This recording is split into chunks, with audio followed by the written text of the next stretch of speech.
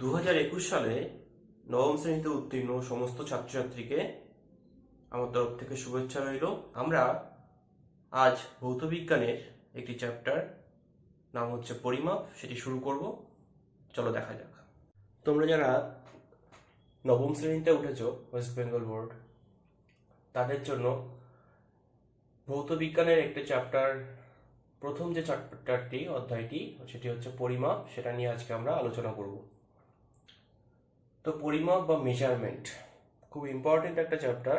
তার কারণ হচ্ছে এই চ্যাপ্টারটি সম্পর্কে যদি আইডিয়া হয় তোমাদের, তাহলে পরবর্তীতে যে অধ্যায়গুলো আছে সেই অধ্যায়গুলো করতে আমাদের সুবিধা হবে বিভিন্ন ক্ষেত্রে। এটাকে একটা টুলস হিসাবে দেখতে পারো, ওকে, একটা গাইডলাইন হিসাবে দেখতে পারো। তো পরিমাপ পড়তে গেলে আমাদের প্রথম যেটা মেজারমেন্ট, মেজার বা পরিমাপ, মাপবো, আমরা কি পরিমাপ করব। ওকে, পরিমাপ কাদের করা হয়? পরিমাপ যাদের করা হয় তাদেরকে আমরা কি বলি? রাশি বলি, ভৌত রাশি। এই টার্মটা আমাদের মনে রাখতে হবে যে ভৌত রাশি, ভৌত রাশি হচ্ছে ইন্দ্রিয় গ্রাহ্য। আমাদের যে ইন্দ্রিয় আছে, পঞ্চেন্দ্রিয়, ইন্দ্রিয় গ্রাহ্য, চোখ, কান, গন্ধ, স্পর্শ, এইসবের সাহায্যে আমরা ফিল করতে পারবো, অনুভব করতে পারবো, সেগুলোই হচ্ছে ভৌত রাশি। এটা একটা প্রাকৃতিক বিষয়, আমরা এইভাবে বলতে পারি ভৌত রাশি কাদেরকে বলা হয়? পরিমাপযোগ্য, পরিমাপযোগ্য যে কোনো প্রাকৃতিক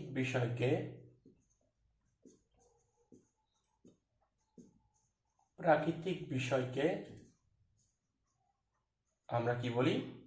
ভৌত রাশি বলতে পারি। ঠিক আছে, কি বলা হয়? ভৌত রাশি। পরিমাপযোগ্য, যাদের পরিমাপ করা যায়। পরিমাপ কেন করা হয়? একটা ধারণা পাওয়ার জন্য। যে কোনো কিছুকে পরিমাপ করি আমরা কি জন্য? ধারণা পাওয়ার জন্য, এবং সেখান থেকে আমার লাইফটাকে সিম্পলিফাই করার জন্য, বিভিন্ন ক্ষেত্রে সেটাকে প্রয়োগ করার জন্য, বিজ্ঞানের বিভিন্ন বিষয় বা ব্যবহারিক আমার জীবনে সেটাকে প্রয়োগ করার জন্য সেই যে পরিমাপযোগ্য রাশিগুলো, বিষয়গুলোকে, সেগুলোকে আমরা কি করতে হয়? সেই প্রাকৃতিক বিষয়গুলোকে আমাকে পরিমাপ করতে হয়, এবং তাদেরকে আমরা কি বলি? ভৌত রাশি, যা ইন্দ্রিয়ের দ্বারা অনুভব করা যায়। ঠিক আছে, তো প্রথমত ভৌত রাশি যে সংজ্ঞাটা, সেটা তোমাদের আগে ক্লিয়ার করতে হবে। পরিমাপযোগ্য যে কোনো প্রাকৃতিক বিষয়কেই আমরা কি বলি? ভৌত রাশি বলে থাকি। তাদেরকে যে পরিমাপ করা হবে সেটা নিয়েই এই সংক্রান্ত, এখানে কিভাবে করা হবে বা তার কি একক বা এককের সংজ্ঞা কি, সেগুলোকে নিয়ে আমাদের এই চ্যাপ্টারটা। তো এই যে ভৌত রাশি যে কথাটা আসলো, তাহলে এবার ভৌত রাশি ক প্রকার? ভৌত রাশি অর্থাৎ পরিমাপযোগ্য যে রাশিগুলো আছে, সেই রাশিগুলো আবার ভৌত রাশি, যেগুলোকে ইন্দ্রিয়ের সাহায্যে অনুভব করা যায়, সেগুলো দু রকমের। কি কি? এক হচ্ছে স্কেলার রাশি, এবং আরেক প্রকার হচ্ছে ভেক্টর রাশি। তো স্কেলার রাশি ও ভেক্টর রাশি। তো স্কেলার রাশি কাকে বলে? স্কেলার রাশি বলতে কি বোঝায়? স্কেলার রাশি হচ্ছে কি? সেই সমগ্র রাশি যাদের শুধুমাত্র কি আছে? মান আছে। শুধুমাত্র মান আছে, মান আছে, কিন্তু কোনো নির্দিষ্ট দিক নেই, দিক নেই, দিক নেই। যেমন উদাহরণ দিলে বুঝতে পারবে। উদাহরণ কি? যেমন ধরো ভর। এখানে অনেক ধরনের রাশি আমরা সম্মুখীন হব, সেগুলো আস্তে আস্তে ধীরে ধীরে তার সংখ্যা আমরা জানবো চ্যাপ্টার ধরে ধরে। কিন্তু এখানে বেসিক কিছু রাশি আমাদের উদাহরণ দেবো। সময়, সময় পরিমাপ করা যায়, সময়কে পরিমাপ করা যায়, কিন্তু সময় কোন দিকে? পূর্ব দিকে সময় 4টে বাজে, পশ্চিম দিকে সময় 4টে বাজে 10 মিনিট, এরকম তো হয় না। সময়ের শুধুমাত্র মানই থাকে যে এত, এতটা, 4টে বেজে 20, ঠিক আছে, বা 12টা। কোন দিকে? দিকের সঙ্গে সঙ্গে কি পরিবর্তন হয়?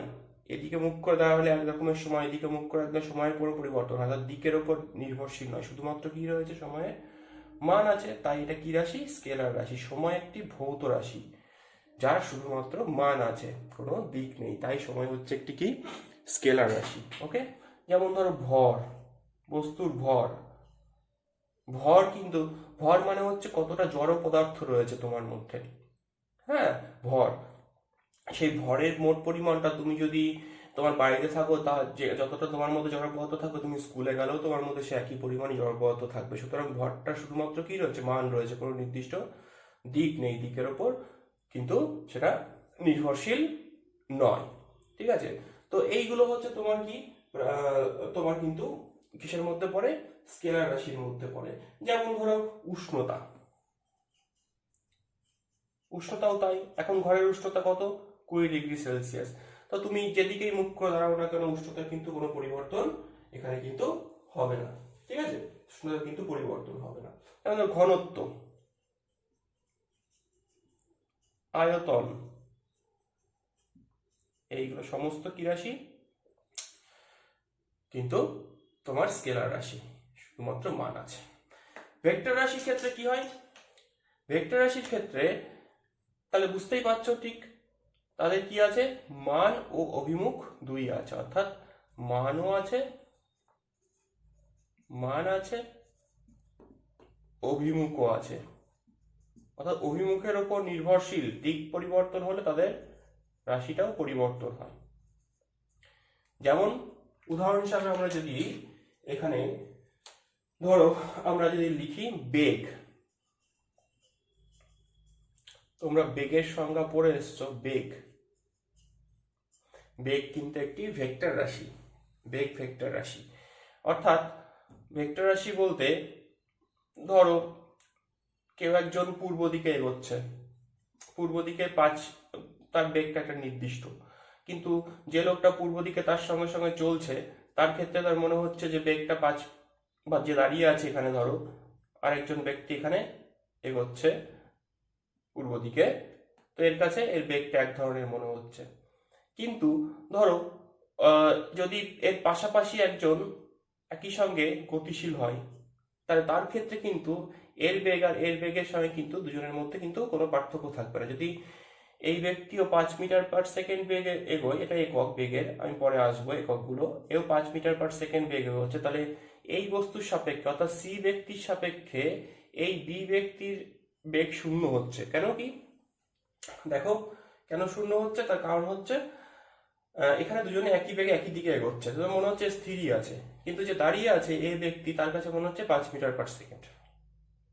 হ্যাঁ, তো বেগ কিন্তু দিকের ওপর নির্ভরশীল। কোন দিকে বলতে হয়, পূর্ব দিকে যাচ্ছে এত মিটার/সেকেন্ড বেগে, উত্তর দিকে যাচ্ছে সে, উত্তর দিকে কোনো বেগের কোনো মানই নেই। ওকে, তো এইভাবে আমরা বলতে পারি বেগ হচ্ছে কি রাশি, একটি ভেক্টর রাশি। ওকে, বেগ হচ্ছে ভেক্টর রাশি। যেমন ধরো বল, আরো ভালো উদাহরণ হয়, এটা হচ্ছে বল। আমি ধরো বল প্রয়োগ করলাম, বল এটা কিন্তু একটা ভেক্টর রাশি। আমি একটা বস্তুর ওপর বল ক্রিয়া করছি, কোন দিকে ক্রিয়া করছি, ধরো এই দিকে, ডান দিকে প্রয়োগ করছি, কিন্তু আমি নিচের দিকে কোনো বল ক্রিয়া করছি তার উপর না, তাহলে বলের একটা নির্দিষ্ট অভিমুখ আছে, আমি এইদিকে বল প্রয়োগ করছি বস্তুটার উপর, তাহলে বলটাও কি রাশি, একটি ভেক্টর রাশি। তার মানও আছে, কতটা পরিমাণ বল এবং কোন দিকে প্রয়োগ করছি। যেমন ধরো ওজন, ওজন, ওজন কাকে বলে আমরা জানি, অভিকর্ষের প্রভাবে কোনো বস্তুকে পৃথিবীর ভূপৃষ্ঠের দিকে নিচের দিকে টানছে, তাই না? তাহলে ওজন সবসময় কোন দিকে, ওজন সবসময় কোন দিকে, নিচের দিকে, তাই না? ওজনটা সবসময় কোন দিকে, নিচের দিকে। পৃথিবী নিচের দিকে, উল্লম্বভাবে সবসময় কোনো বস্তুকে কোন দিকে টানছে, নিচের দিকে টানছে, সেটাকে কি বলা হয়, তার ওজন বলা হয়। সুতরাং এগুলো কিন্তু সব কি তোমার ভেক্টর রাশির মধ্যে কিন্তু পড়ছে, ঠিক আছে? এবং এই ভেক্টর রাশিগুলো কিন্তু সাধারণ বীজগাণিতিক, আরেকটা খুব ইম্পর্টেন্ট, স্কেলার রাশি ও ভেক্টর রাশির মধ্যে যে পার্থক্য যদি আমরা এখানে লিখি, যে স্কেলার রাশির ক্ষেত্রে আমি এখানে লিখছি সাধারণ বীজগাণিতিক সূত্র মেনে চলে, যোগফল বা বিয়োগফল। স্কেলার রাশির ক্ষেত্রে সাধারণ বীজগাণিতিক সূত্র প্রযোজ্য, হ্যাঁ, সাধারণ বীজগাণিতিক সূত্র প্রযোজ্য। স্কেলার রাশি যোগফল বা বিয়োগফল বা গুণফল যাই বলো না কেন সেক্ষেত্রে। যেমন ধরো দুটো ভর আছে, ধরো বলা আছে তোমার ভরটা যেহেতু স্কেলার রাশি, ধরো তোমাকে দেওয়া আছে ধরো 5 কেজি যোগ 10 কেজি করলে কত হবে, ভরের একক, তাহলে কত হবে, 15 কেজি হবে, জাস্ট যোগ করে দিলাম, তাই না? জাস্ট জাস্ট বীজগাণিতিক যোগফল করা হচ্ছে। কিন্তু কিন্তু যদি ভেক্টর রাশি যদি আমরা লিখি, এটা একটা ইম্পর্টেন্ট পার্থক্য, যে স্কেলার রাশি ভেক্টর রাশির মধ্যে যদি পার্থক্য বলে, আর একটা ইম্পর্টেন্ট পার্থক্য হচ্ছে এটা যে সাধারণ বীজগাণিতিক নিয়ম প্রযোজ্য নয়। ভেক্টর রাশির ক্ষেত্রে সাধারণ বীজগাণিতিক নিয়ম প্রযোজ্য নয়, ভেক্টর সূত্র মেনে চলে। বলছি, বীজগাণিতিক নিয়ম প্রযোজ্য নয়। ঠিক আছে, তাহলে কি সূত্র মেনে চলে? যোগফল বা বিয়োগফল করতে গেলে এখানে ভেক্টর যোগের সূত্র মেনে চলে। ভেক্টর রাশিগুলো কি সূত্র মেনে চলে? ভেক্টর যোগের সূত্র। এই টার্মটা নতুন তোমাদের কাছে, মেনে চলে। হ্যাঁ, সেটা আমরা ডিটেলসে আসবো আস্তে আস্তে। মেনে চলে। জাস্ট একটা ছোট্ট উদাহরণ দিচ্ছি আমি।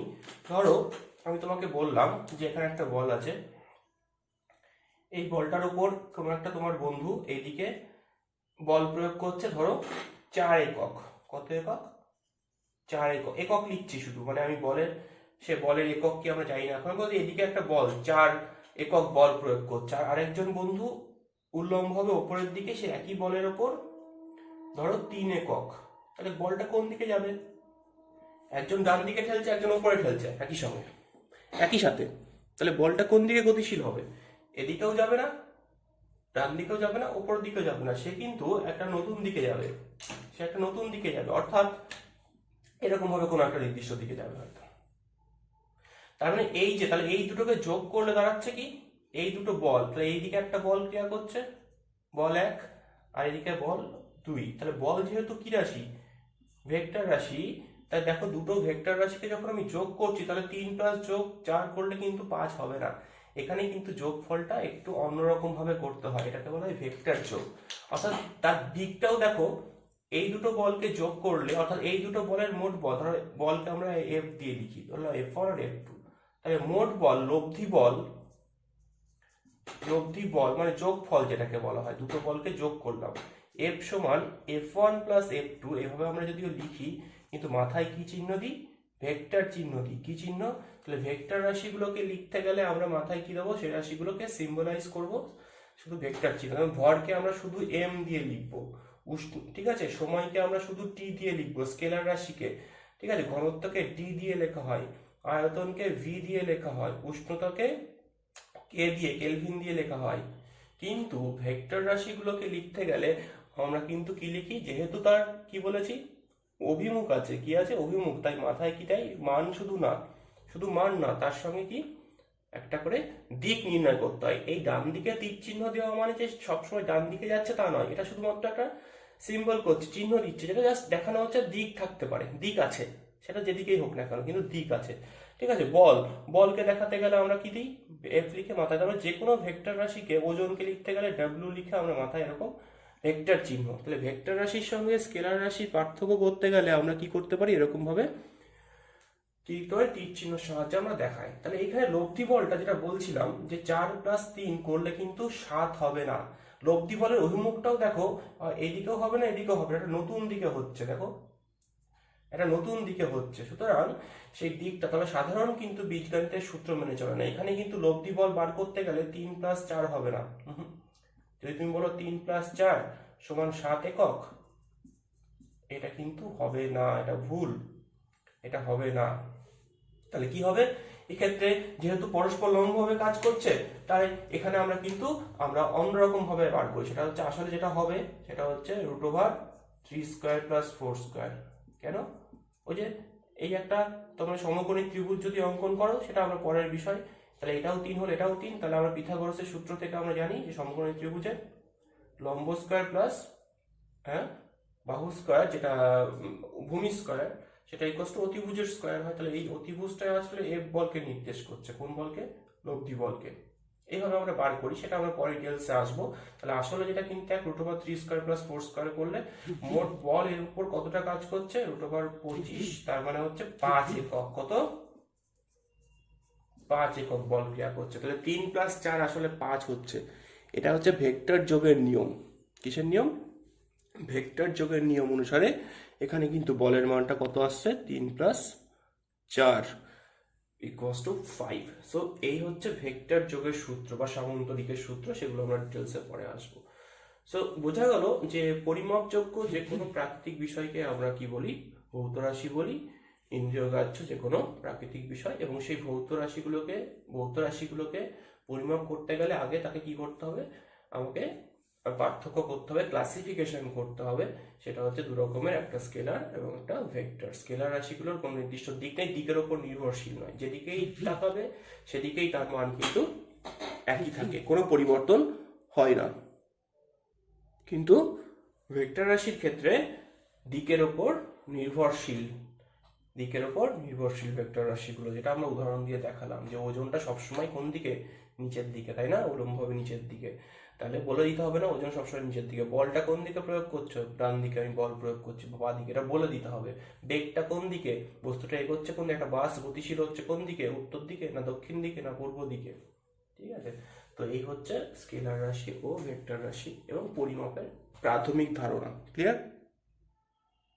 দেখো এখানে আমরা একটা তাহলে জিজ্ঞেস করি যে তড়িৎ প্রবাহ হচ্ছে একটি ভৌত রাশি। তড়িৎ প্রবাহ একটি ভৌত রাশি। তড়িৎ প্রবাহ কতটা তড়িৎ প্রবাহিত হচ্ছে তারের ভেতর দিয়ে, সেটা আমরা পরিমাপ করি। কিন্তু ধরো আমরা যদি বলি যে তড়িৎ প্রবাহ এদিকে যাচ্ছে, ধরো 2 একক, 2 অ্যাম্পিয়ার বলি, এই তারটা দিয়ে তড়িৎ প্রবাহ যাচ্ছে 3 একক। ঠিক আছে, তাহলে এই দুটো তড়িৎ প্রবাহ যখন যোগ হচ্ছে, দিকটা দেখাচ্ছি, মান ও দিক দুই আছে, এদিক থেকে আসছে, এদিক থেকে 2 অ্যাম্পিয়ার, এদিক থেকে 3 অ্যাম্পিয়ার। তাহলে মোট যে দুটো তার যোগ করার পরে যে তোর মোট মানটা পাবি এখানে, সেটা কতটা পাবি? সেখানে কিন্তু এখানে জাস্ট আমরা বীজগাণিতিক যোগ করছি, অর্থাৎ 2 + 3, তার মানে হচ্ছে কত, 5 অ্যাম্পিয়ার, 5 একক। তাহলে এখানে দিক আছে, কিন্তু তা সত্ত্বেও কিন্তু তড়িৎ প্রবাহ কিন্তু ভেক্টর রাশি নয়। মান ও দিক উভয় থাকা সত্ত্বেও আমরা বলতে পারি, কিন্তু এক্ষেত্রে তড়িৎ প্রবাহের ক্ষেত্রে বলতে পারি এটা ভেক্টর রাশি নয়। আমরা সাধারণত কি জানি, মান ও অভিমুখ 2 থাকলে সেটা কি হয়, ভেক্টর রাশি। কিন্তু ভেক্টর রাশি নয় এক্ষেত্রে। কেন নয়? কারণ ভেক্টর রাশি হতে গেলে শুধু যে দিক থাকতে হবে তাই নয়, শুধু দিক থাকলেই হবে না, শুধু দিক থাকলেই হবে না, দিক ও মান থাকলেই হবে না। বোঝো, আমি একটু আগে কি বললাম, যে দিক ও মান থাকলেই ভেক্টর রাশি। এখন আরেকটু স্পেসিফিক করে যদি বলা হয় যে মান ও দিক থাকলেই হবে না, শুধু তার সাথে কি হতে হবে, ভেক্টর যোগফলের সূত্র মেনে চলতে হবে। হ্যাঁ, রাশিটিকে যখন যোগ করবে, ভেক্টর যোগফলের সূত্র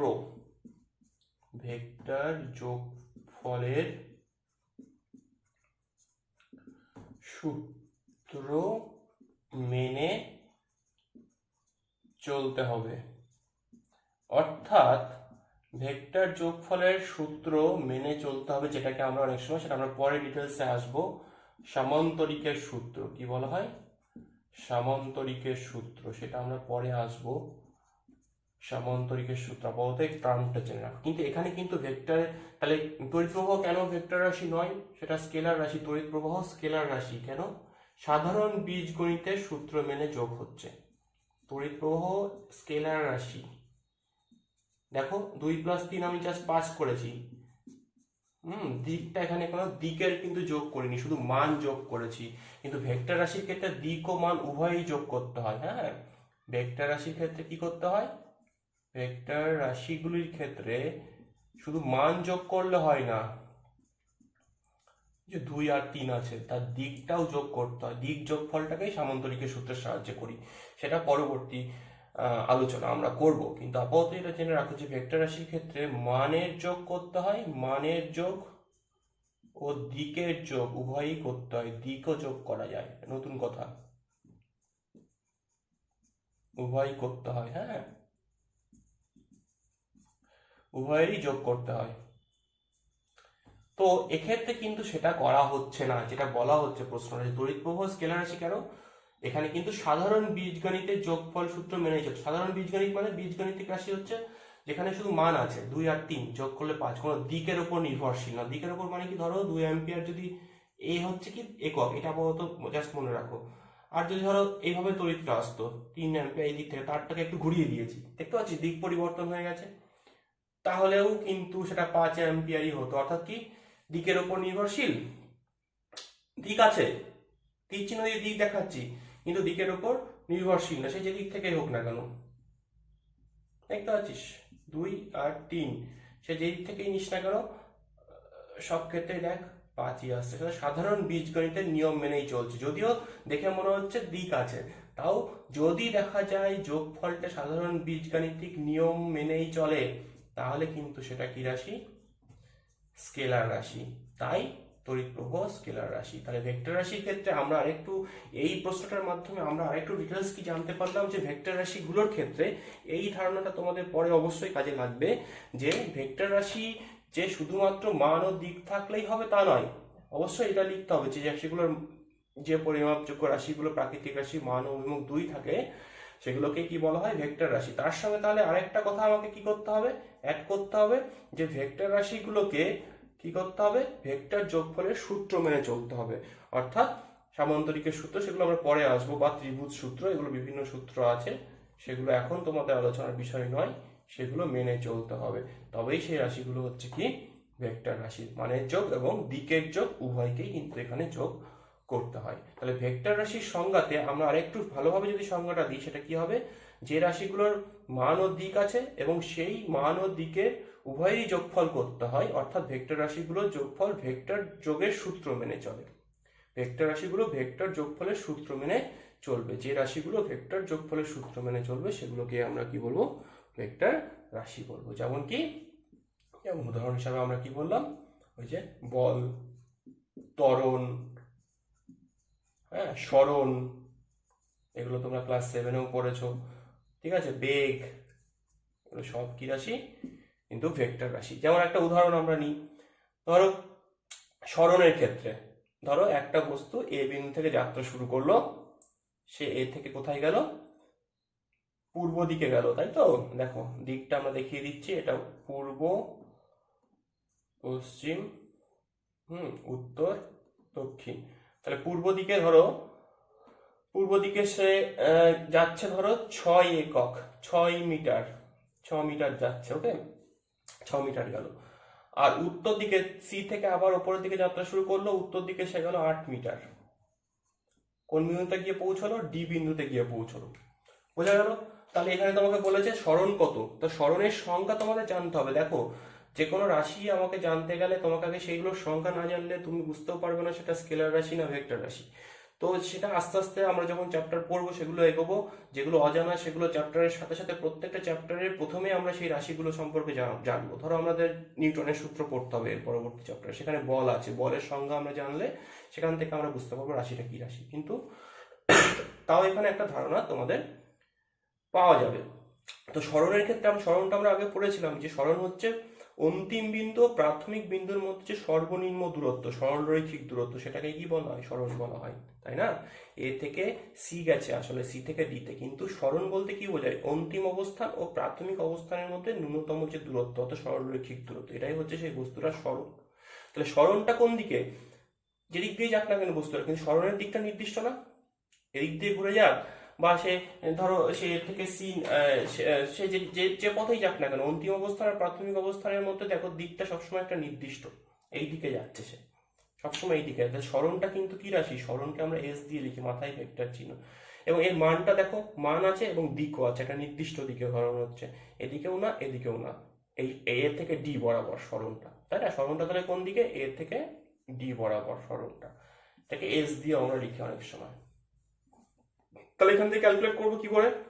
এটা সমকোণী ত্রিভুজ, মানটা কি করে নির্ণয় করবো? এটা তো দিক বললাম, তাহলে সরণের দিকটা এইভাবে আমরা বলছি। তাহলে এক্ষেত্রে মানটা কত আসছে দেখো, মান কত আসবে? তাহলে ত্রিভুজের, সমকোণী ত্রিভুজ, তাহলে কত আসবে দেখো, সাধারণ বীজগণিতের সূত্র মেনে 6 + 8 করবো না, সরণ ভুল হয়ে যাবে। অতিক্রান্ত দূরত্ব 6 + 8, প্রকৃতপক্ষে যে দূরত্ব মোট অতিক্রম করলো সেটা হচ্ছে কিন্তু স্কেলার রাশি। এখানে তো তোমাকে অতিক্রান্ত দূরত্ব বলেনি, তাহলে অতিক্রান্ত দূরত্ব এখানে লিখে দিচ্ছে, দেখো অতিক্রান্ত দূরত্ব যদি বার করতে দিত, তাহলে মোট প্রকৃত যে পথ অতিক্রম করছে সেটা কিন্তু স্কেলার রাশি হতো, তাই না? মোট অতিক্রান্ত দূরত্ব কি রাশি? স্কেলার রাশি, কারণ দিক নেই। আসলে যে পথ অতিক্রম করে তার মানে সেটা কত হতো, জাস্ট বীজগণিতের যোগফল করে দিতাম, তাহলে 6 মিটার প্লাস কত 8 মিটার, তার মানে কত 14 মিটার, তাই তো? সাধারণ বীজগণিতের নিয়মে করছি। তাহলে অতিক্রান্ত দূরত্ব কিন্তু স্কেলার রাশি, সেটাকে শুধু এস দিয়ে লিখবো, অতিক্রান্ত দূরত্ব, মাথায় কোনো ভেক্টর চিহ্ন নেই। কিন্তু তোমাকে যদি সরণ বার করতে দেয়, সরণের মান, তাহলে সরণ কিন্তু ভেক্টর যোগের সূত্র, মানে কি আসলে এই দূরত্বটা এটাও না, এটা প্লাস এটা নয়, তাহলে এই দূরত্বটা, এই দূরত্ব কি করে বার করবো ত্রিভুজের ক্ষেত্রে? হ্যাঁ, কি করে করতে হয় অধিভুজ বার করতে গেলে? লম্ব স্কয়ার রুট ওভার লম্ব স্কয়ার প্লাস ভূমি স্কয়ার, এত মিটার। তাহলে কত আসবে?